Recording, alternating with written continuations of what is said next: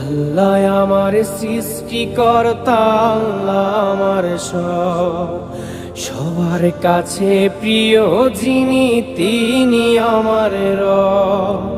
দুনিয়া করব সবাই আল্লাহর ইবাদত, দুনিয়া করব সবাই আল্লাহর ইবাদত। সব কিছুতে দিবেন তিনি তারি রহমত, সব কিছুতে দিবেন তিনি তারি রহমত।